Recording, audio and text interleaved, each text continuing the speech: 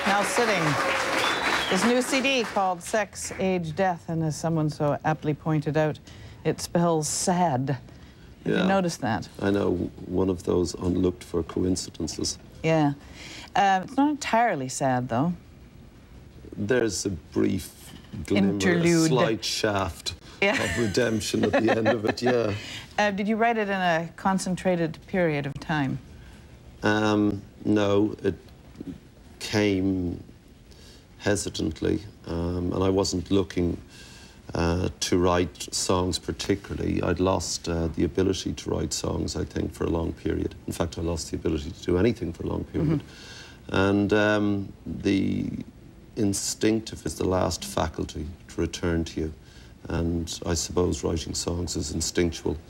And you don't have a choice about what you write about either if you write songs. So it came, and a lot of it had to be struggled for. Some came effortlessly, and I wasn't particularly bothered or aware that I was making a record, but you end up with a bunch of songs and they say, okay, that's a record.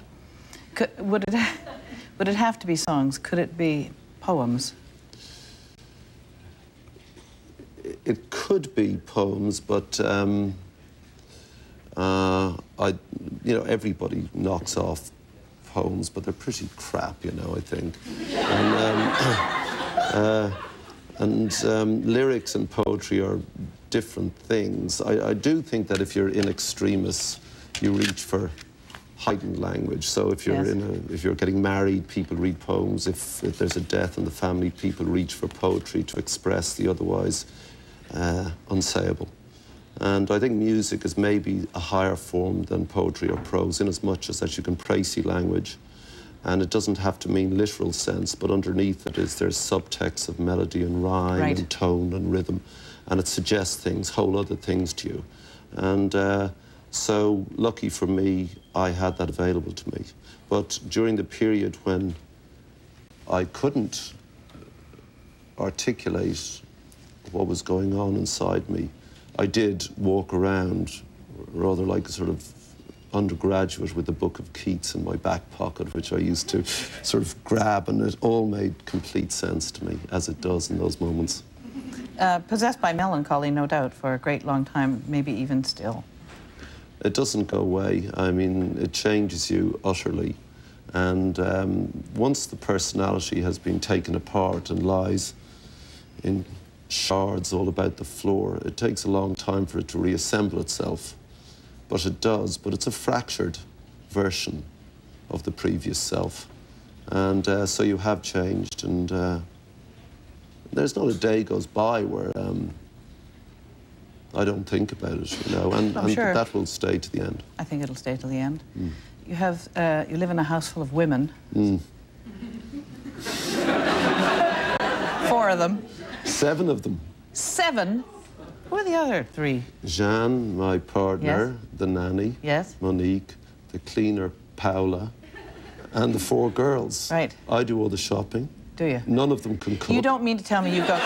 What? I'm sorry, I just about walked on that one. You're the only one that can cook? Yeah, I mean, like, you know, here I am, this French girl. You'd think it comes with the territory, you know? You'd think so. Because she seems quite good at everything else. Witness the lyrics.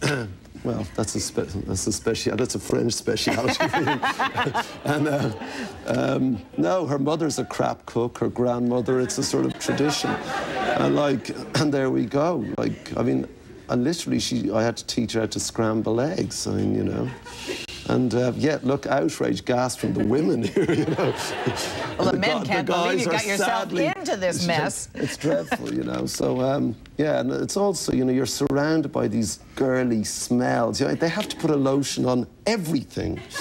You know, there's a potion or a smell, a perfume. The whole house, like the sofas smell of perfume and rubbed off makeup, and, you know, it's really annoying. Well, where's the upside? Well, because they look at you like this, probably daddy. No. They don't? They never look at you nicely and to call you sweetheart or anything? No, if I'm listening to, like, mixes of the album, they say, take it off. You know, if I sort of burst into song driving along, say, shut up, Dad, God, that's crap, you know? Even the big one? The big one just sort of is tolerant at this stage and says, leave him alone. You know, right.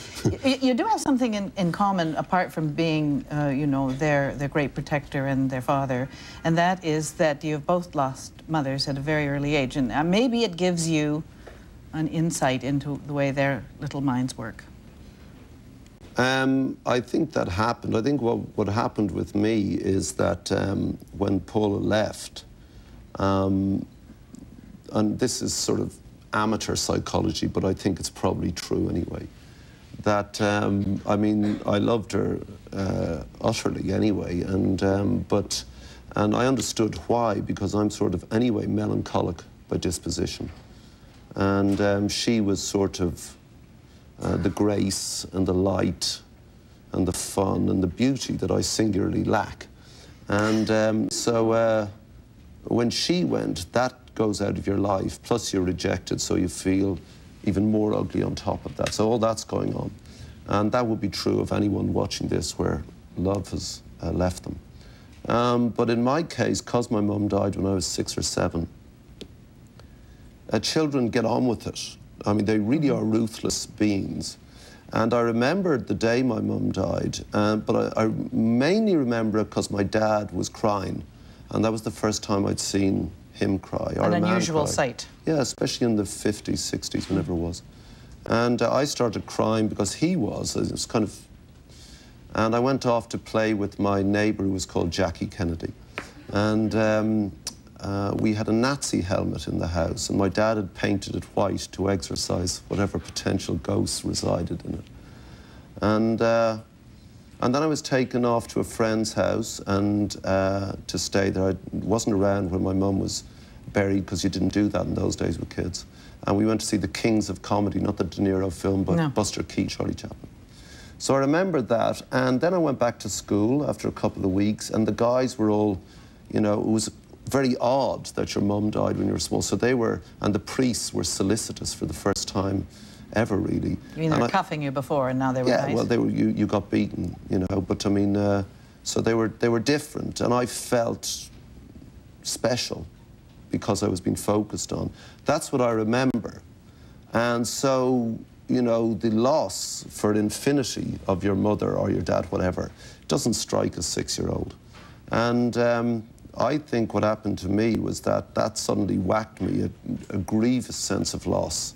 You know, the grown-up suddenly reacted, and that's what laid me out for a couple of years. I mean, I was really an animal level of existence. That was it. There's no other word for it. I remembered to breathe out, I remembered to breathe back in again, and I put a yellow post-it up for myself to remember to breathe back out again.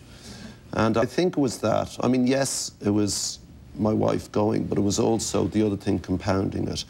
And for them, when Paula died and I had to tell them, I remembered my dad telling me, but he was very blunt. He woke me up and he said, he just said, "I've got something terrible to tell you. Mum died last night." And what does that mean, you know? And they were a little older than me. And, but, you know, it was 10 in the morning and I just, we were sitting on the sofa and I got a phone call, so I just left the room and gathered myself and told them. And they behaved very differently, each of them. And it'll absolutely alter them completely. I mean, it was a fundamental shift in my life. I mean, this melancholy I talk about, I know what it is, and nothing ever really makes me content. And you know, people say, "Bob, it's a God-sized hole." No, it's not.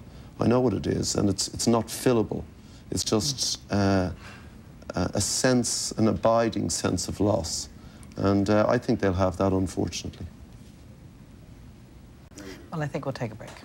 Bob Geldof.